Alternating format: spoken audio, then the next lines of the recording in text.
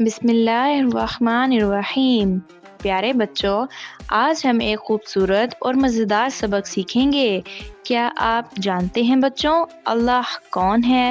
اللہ وہ ہے جس نے ہمیں اور ساری دنیا کو بنایا۔ پیارے بچوں، اسلام وہ روشنی ہے جو ہمارے دلوں کو ایمان سے منور کر دیتی ہے۔ اللہ تعالیٰ نے ہمارے دین کو مضبوط بنانے کے لیے 5 خوبصورت ارکان عطا فرمائے۔ یہ ارکان ہمیں سیدھا راستہ دکھاتے ہیں، برائی سے بچاتے ہیں اور نیکی کی طرف بلاتے ہیں۔ پہلا رکن کلمہ طیبہ ہے، لا الہ الا اللہ محمد الرسول اللہ۔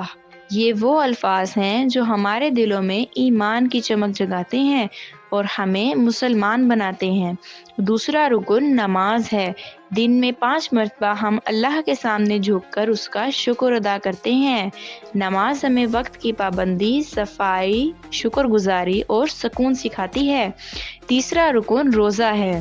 رمضان کے مہینے میں ہم بھوکے پیاسے رہ کر اللہ کے قریب ہوتے ہیں۔ روزہ ہمیں صبر، احساس اور دل کی صفائی کا سبق دیتا ہے۔ چوتھا رکن زکوٰۃ ہے، جو ہمیں دوسروں کے لیے قربانی اور ہمدردی سکھاتی ہے۔ جب ہم اپنی دولت میں سے غریبوں کو دیتے ہیں تو اللہ ہماری دولت میں برکت ڈال دیتا ہے۔ 5واں رکن حج ہے۔ جب دنیا بھر کے مسلمان مکہ میں جمع ہوتے ہیں، ایک لباس پہنتے ہیں، ایک اللہ کو پکارتے ہیں۔